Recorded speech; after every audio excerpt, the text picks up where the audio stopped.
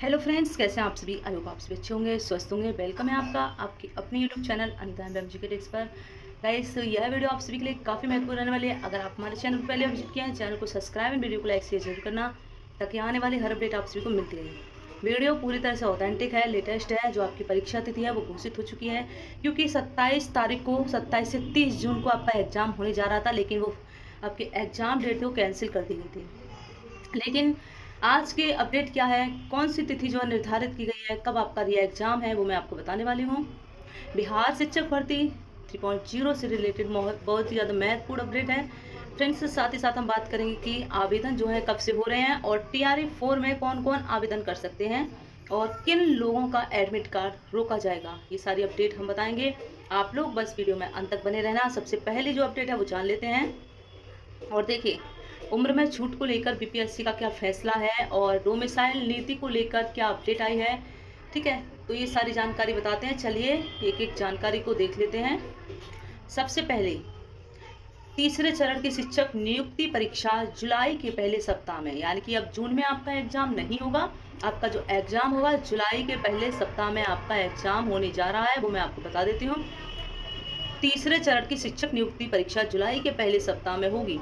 बीते 31 मई को BPSC ने 26 जिलों के DM को पत्र लिखकर इसके लिए 27 से 30 जून तक परीक्षा केंद्रों की जो सूची वो मांगी गई थी।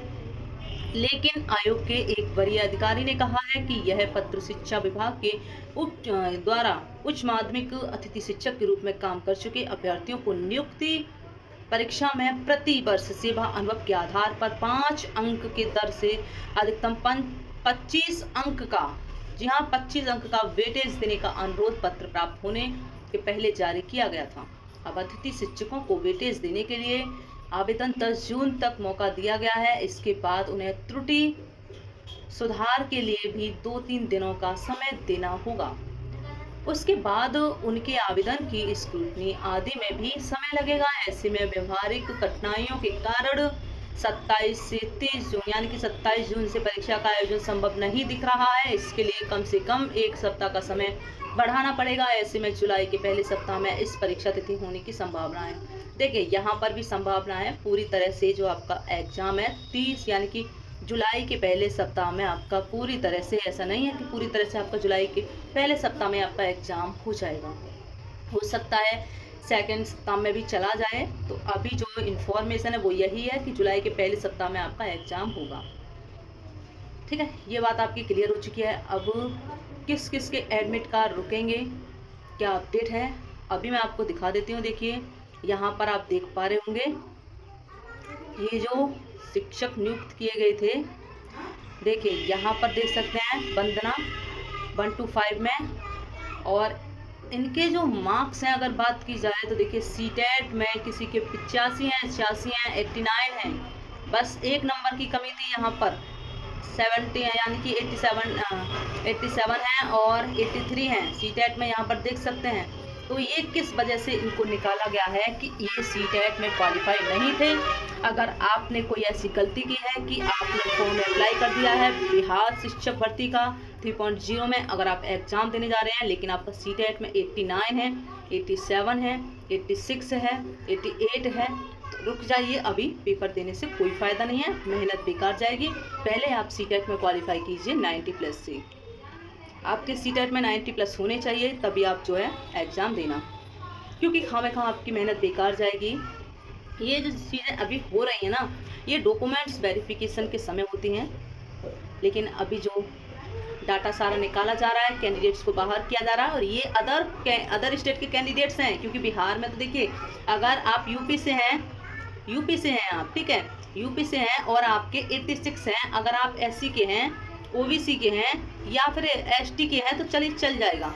ठीक है, आपका 82 क्वालिफाई है। लेकिन अगर आप अदर स्टेट में जा रहे हैं तो वहाँ आपको जो रिजर्वेशन की सुविधा है वो नहीं मिलती है। आप जनरल में काउंट होंगे, तो इतना आप लोगों को ध्यान रखना होगा, जनरल में आपकी सीट जो है वो काउंट होगी। तो ये चीज़ आप क्लियर कर लेना अभी से, क्योंकि बाद में जो है आपको टीचर बन भी जाएंगे तो निकाल दिए जाएंगे। ठीक है, ये मैं आपको पहले भी बता चुकी हूँ। अगर आपके फॉर्म में देखिए कोई भी त्रुटि हो गई है, कितनी भी बड़ी त्रुटि क्यों नहीं हो गई, जब आप शिक्षक बनेंगे, आपका डॉक्यूमेंट्स वेरिफिकेशन होगा, उस समय आपका एक फॉर्म फिलअप कराया जाएगा। तो उस समय जो भी आपने गलती की है वो ठीक कर दी जाएगी। ठीक है, तो इसकी आप चिंता मत कीजिएगा। अभी देखिए, ये आपके पंचायती राज विभाग में 15,610 पदों पर होगी बहाली।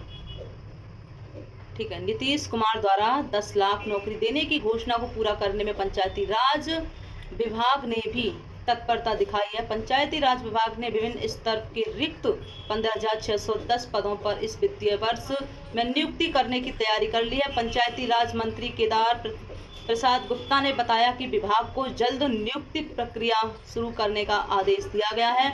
उन्होंने बताया कि 4,351 पदों पर स्थायी नियुक्ति की जा रही है और 11,259 पदों पर संविदा पर नियुक्ति की जाएगी। पंचायती राज मंत्री केदार प्रसाद गुप्ता शुक्रवार को विभागीय कार्यों की जानकारी प्रेस के साथ साझा कर रहे थे। उन्होंने बताया कि जिन स्थायी पदों पर नियुक्ति करने का निर्देश दिया गया है उनमें पंचायती राज अधिकारी के 112 पद, अंकेक्षक के 28। तो यहाँ पर आप देख सकते हैं कितने कितने पद हैं।